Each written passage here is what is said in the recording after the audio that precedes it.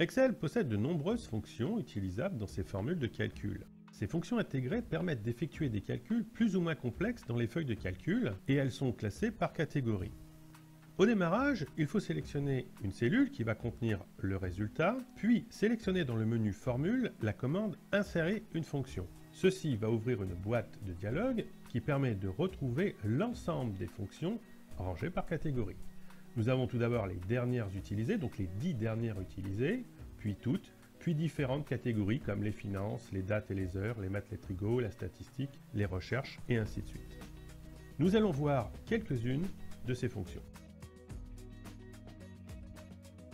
Prenons tout d'abord la fonction si, qui est la plus populaire, la plus connue et sans doute la plus utile. Elle comporte 3 arguments. Premier argument, c'est un test logique. Point virgule. Le deuxième argument est la valeur si vrai. Point virgule.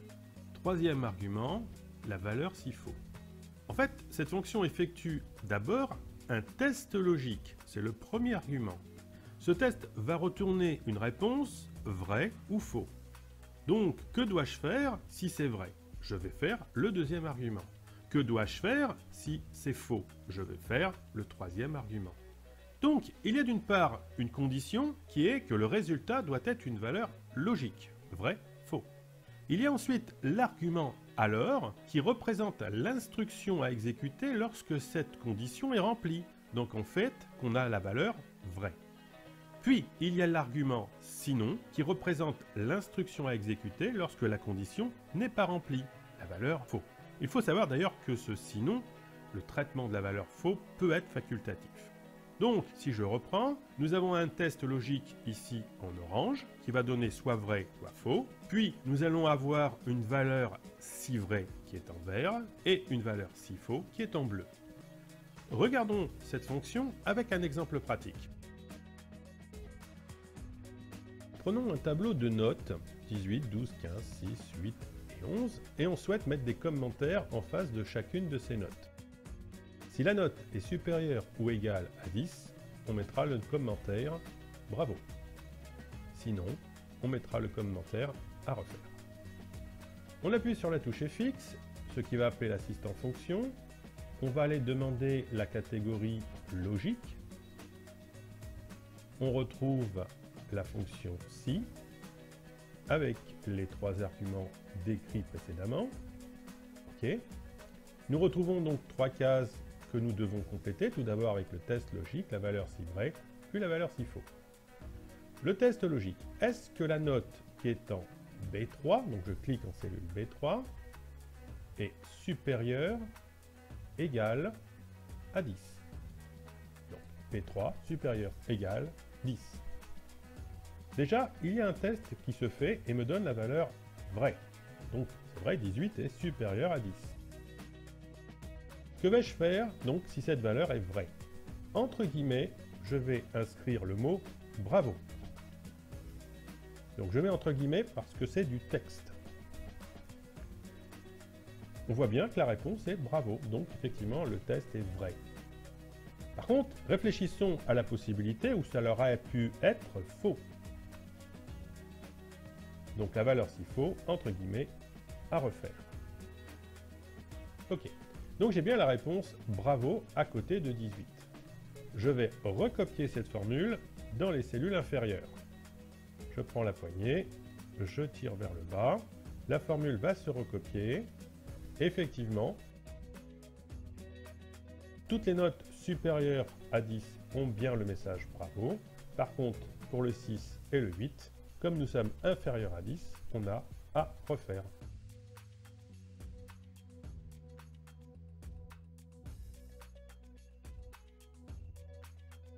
La condition si va donc pouvoir traiter 2 cas de figure, soit vrai, soit faux.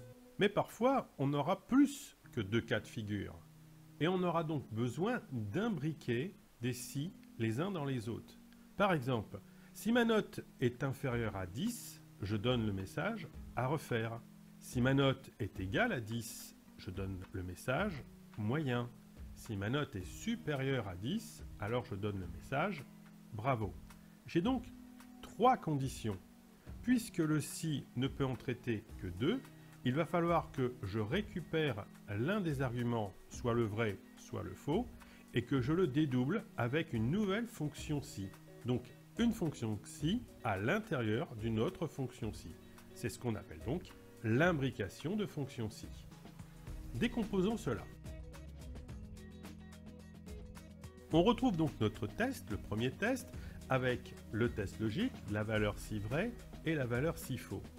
Je vais, de manière arbitraire, faire le choix de transformer la valeur si vrai en un nouveau test logique. Ce qui va donner si un test logique, ici en jaune, lui-même, si sa réponse est vraie, il va rediriger vers un deuxième test logique, ici en vert, qui aura son propre test logique avec sa réponse si vrai et sa réponse si faux. Puis, si le test logique, c'est-à-dire le premier test logique, était faux, je traite la valeur si faux. Dans l'exemple précédent que nous avions avec les notes et les commentaires, cela donnerait si B3 est supérieur ou égal à 10, alors j'effectue un test qui serait si B3 est supérieur à 10, j'inscris le mot bravo, sinon j'inscris le mot moyen. Par contre, si le premier test logique qui est en orange avait été faux, j'inscris le message qui est en bleu à refaire. Regardons la manipulation de manière pratique. Revenons à notre tableau de notes. Je vais effacer les formules qui sont entre C4 et C8 pour ne conserver que la première et la transformer en cliquant dans la barre de formules. On vient sélectionner donc le deuxième argument, celui qui correspond à la valeur si vraie que l'on a ici, on l'efface, et à la place on va inscrire le second test logique. Donc on commence par écrire si, attention on ne met pas le signe égal devant, on inscrit directement la fonction. Si, parenthèse ouvrante, on clique en B3, supérieur à 10, point virgule, le deuxième argument c'est guillemets, bravo, guillemets, point virgule, et le troisième argument, ce sera donc guillemets, moyen, guillemets. Et on ferme bien la parenthèse. On peut valider cette fonction, elle nous donne bravo, puisque 18 est supérieur à 10. Je descends la formule, elle fonctionne bien, bravo, bravo, à refaire, bravo. Je n'ai pas de valeur égale à 10. Je vais transformer celle qui est en B8, donc le 11 devient un 10, et effectivement le message à côté devient moyen. Donc j'ai bien trois cas de figure qui ont été pris en compte par l'imbrication de deux fonctions ci.